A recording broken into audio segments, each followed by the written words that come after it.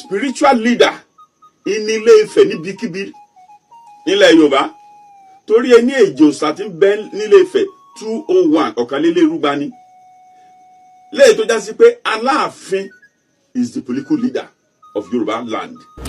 Ìtumọ̀ ikú bàbá yèyé á sọ lọ́jọ́ iwájú ṣùgbọ́n lábẹ́ eléyìí kẹ́lẹ̀ mọ̀ pé àjọṣe tó nítumọ̀ tó dánmọ́rán tó sì ní tó tá sì lè tọ́ka sí ó wà láàrin Ifẹ̀ àti ilẹ̀ àti Ọ̀yọ́.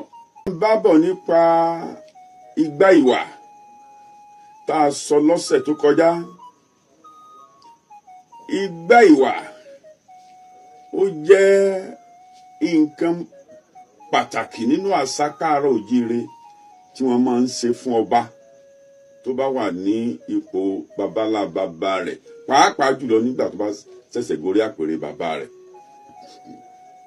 Igbá ìwà yìí òun wá ni wọ́n gbé fún Adéyẹmí Alówólúdú àkọ́kọ́ èyí tó jẹ ní 1876. Wọ́n sì gbé igbá ìwà yìí wá láti Ilé-Ifẹ̀, ilé ọlá ilé ọlà. Igbá ìwà yìí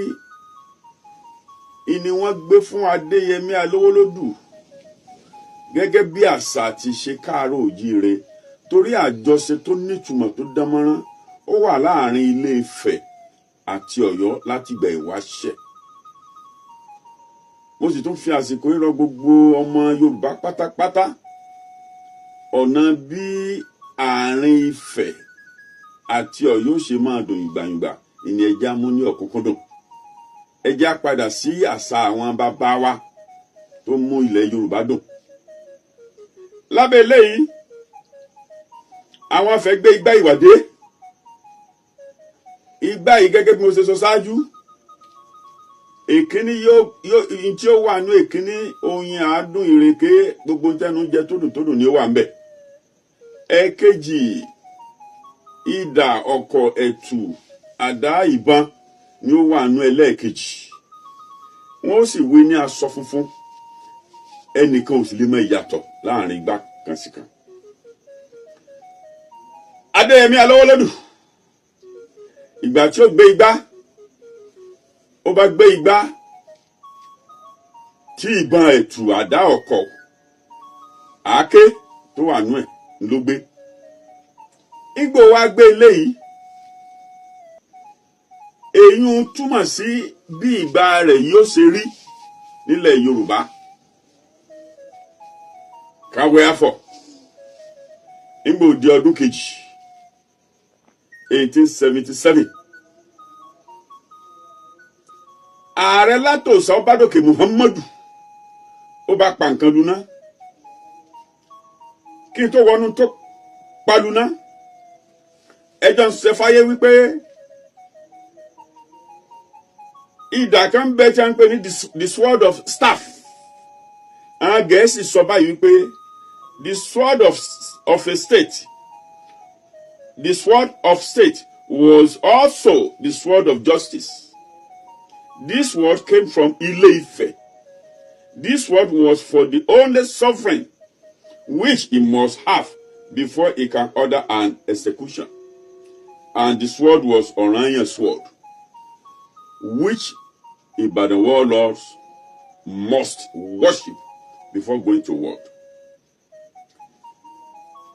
Aláàfin àkọ́kọ́ tí jẹ́ Ọ̀rànyàn ló nídà. Ilé-Ifẹ̀ ló kú sí. Ó wá ti di dandan fún gbogbo Ilé-Ifẹ̀ láti fún ọmọ Ọ̀rànyàn ní idà yìí tí wọ́n bá wà lórí àpèrè rẹ̀.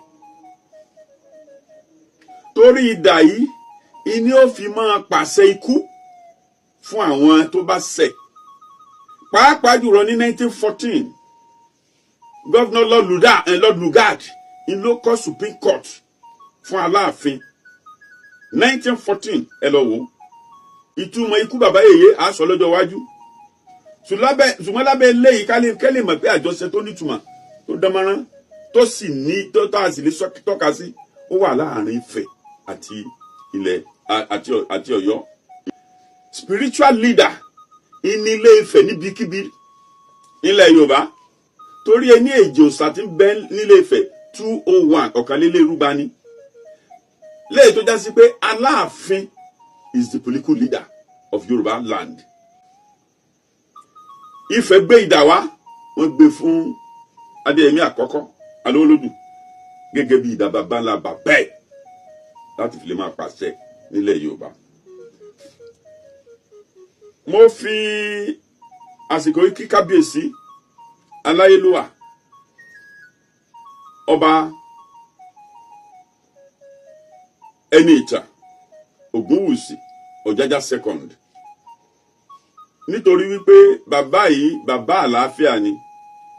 Bẹ́ẹ̀ náà sì ni kọ́lọ́n kó fọ̀run kẹ́ Aláàfin àná ikú bàbá yèyé Ọba Lámídì Adéyẹmí Alówólódù. Àwọn méjèèjì wọ́n ṣe àṣepọ̀ kó tó di pé bàbá lọ.